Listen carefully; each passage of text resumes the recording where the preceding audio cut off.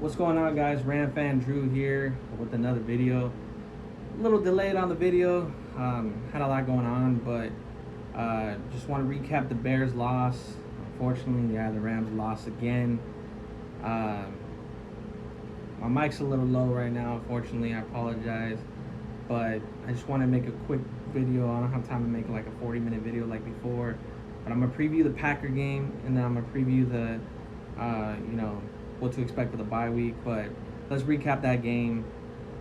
Run defense was great in the first half. Pass rush was great in the first half. Second half, the Rams fell flat on defense, and I thought that was huge. A huge mistake on our end. So definitely 1,000%. The Rams need to get better in that regard, as far as making sure that just making sure that they're out there and they're giving 100%. And I think it has a lot to do with Chris Shula, man. I think it has a lot to do with coaching, and it has a lot to do with can these guys play 60 minutes of good football? Obviously, tackling is fundamentals. That's coaching. So I don't know about you guys, man. I know it's early in the season, but I definitely am not a fan of Chris Shula right now. Also, offensively, red zone, man. Red zone has just been hindering us all season. We would have made that if we would have made no errors in the red zone in the Detroit game. We didn't get a flag. We always kill ourselves with flags or just whatever the case may be. Rams scored to go ahead by a touchdown against the Lions. Jordan Whittington scored a touchdown, and it got called back because of a flag on the offensive line. I think it was a holding or something. Arizona, we can't really count Arizona as a game. I mean, no one looked good, and we didn't do anything right. Against the Niners, we literally left points on the board as well. We did better, but we left points on the board.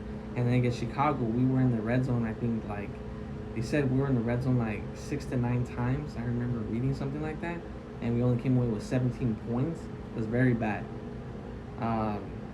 Jared Verse looked really good. Brady Frisk looked really good. Quentin Lake looks like he's getting better and better in the secondary. Tre'Davious White had his best game as a Ram. Keelan Witherspoon, you've seen his impact. They didn't really get those deep plays. They didn't really seem to be getting us at all. Receiver, they were killing us in the run game and the screen game. So I just thought there were some positives. Offensively, Tutu and Jordan looked really well, and they looked really good. I would say, yeah, they looked really good. Another bright spot, Kyron Williams still looked good. Stafford looked good, but they did harass Stafford. The offensive line did not play nearly as well in the pass protecting aspect. They played pretty well in the run game. Wasn't pretty, but they did enough. Kyron almost had 100 yards.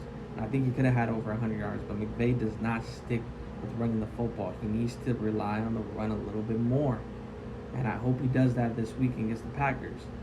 Now, Cardi missing that field goal wasn't his fault. The laces weren't in the right position. And overall, what he showed me was that kid's got poise, man. Nothing bothers that kid, man. Nothing bothers him at all. I love that. He doesn't get bothered by noise. He doesn't get bothered by the moment. And he's got a leg. He kicked a 56-yarder, and I was kind of nervous. I was like, all right, I know supposedly he's got a leg, but I got to see it too. But his accuracy is crazy good. He just kicks a smooth ball, and it looks effortless in the longer field goals. It doesn't even look like he's putting a lot into it. So I think he can make a 60-yarder, to be honest. So it's just great to have a kicker, and I can't fault him for that. But overall, the Rams got to get better on defense. They got to man the hell up, and they got to get better on defense. That's just how it is. There's no ands up or buts about it. Either they got to do something coaching-wise, because it is a coaching thing. I get it, Troy Reader and Christian Roseboom have not played good. Their only good game was, in my opinion, against Detroit. But after that, they just have not been good. Whether it be Jake Hummel and Omar stepping in at linebacker, which I just don't think the Rams see enough from them yet to be able to do that, because I feel like otherwise they would have by now. But I just think that it's got to be a coaching thing, man. So we got to get rid of Chris Shula, or we got to make some adjustments somehow, some way. But these guys got to step up and play 60 minutes of good football. And the Bears offense they had the people in place, but they were not that explosive offense.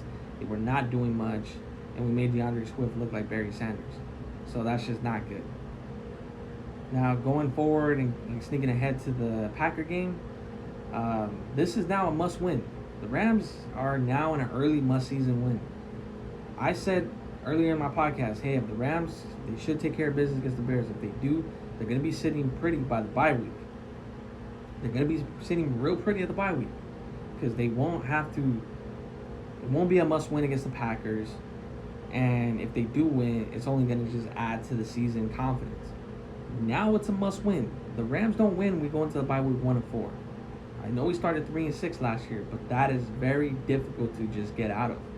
You have to win 3 games just to get to 500. It's very hard to dig out of versus being 2-3 at the bye week and only having to come back and win 1 game. You're back at 500. You're back in the mix. So Rams have to dig themselves out. Now there's some positives to look forward to. There's not a lot of negatives, not a lot of things. Okay, so let's not panic fully yet, guys. I get it. It's kind of ugly right now. I get it. It's it's not what we expected. A lot of injuries. But besides the freaking Cardinal game, we've been in every game. We should have won the Lion game. Should have, would have, could have. But we beat ourselves. We should have beat the Lions. We should have beat the Bears. We should have been 3-1 right now. But that is part of growing with these young guys. Earlier in the year, last year, we're 3-6. These young guys had to learn how to finish games, and we were able to do that.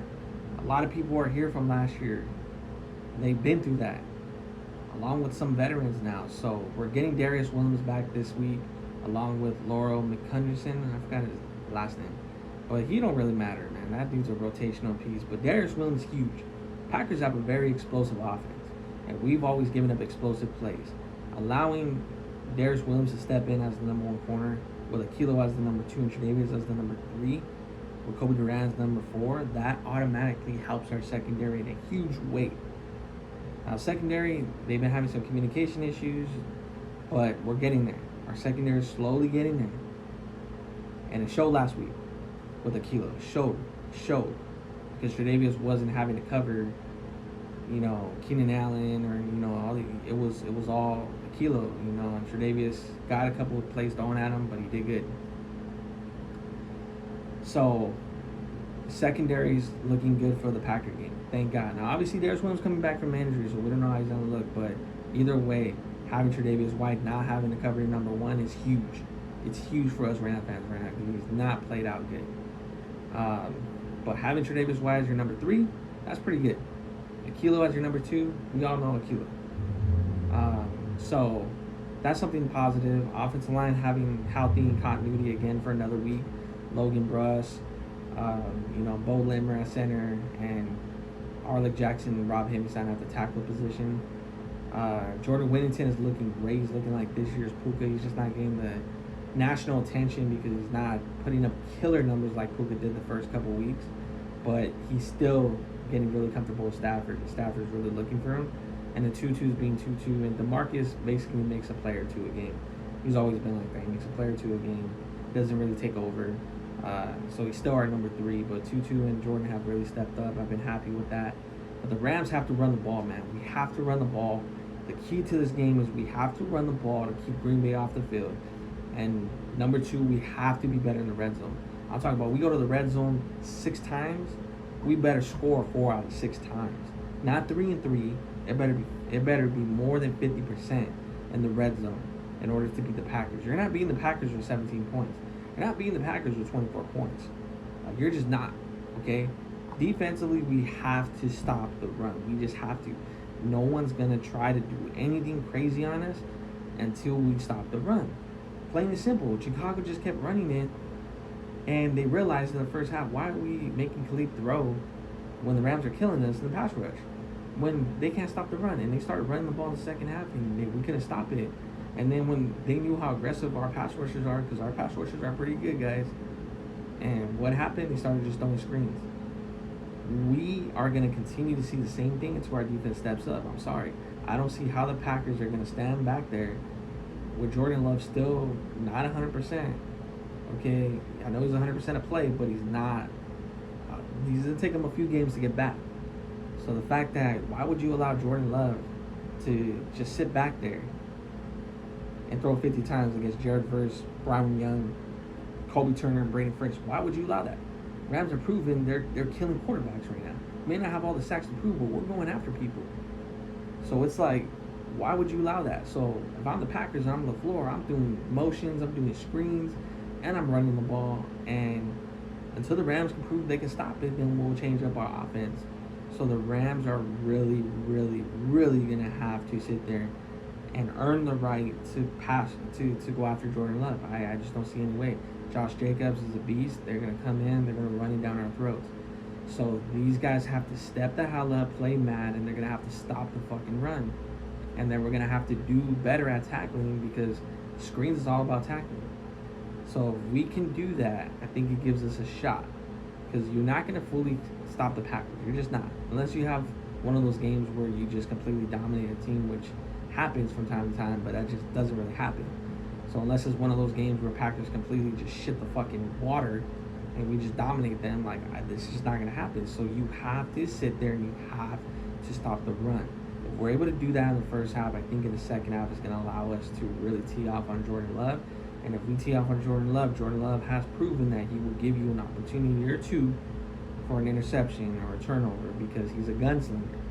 Gunslingers is like Stafford. Stafford does that all the time. Stafford's going to pick you apart, be smart with it, but if you continuously go after him, he's going to give you a shot or two to get an interception on him. That's just what he does.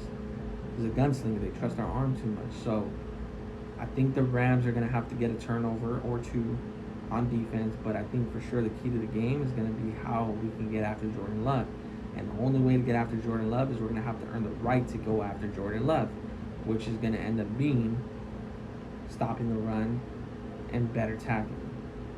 And I think if you do that and Jordan Love tries to pick you apart, the receivers are great, but they're not top 15, top 10 receivers. They don't have that.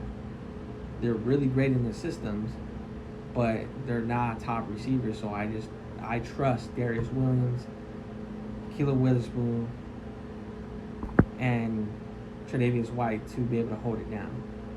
And offensively, we got to run the ball, and we got to convert in the red zone, man. There's no ands, if, or buts about that. So, I'm going to cut this short, guys. I had a lot of editing I had to do on some other stuff on the page. But, yeah, I think the Rams are going to get a moral victory.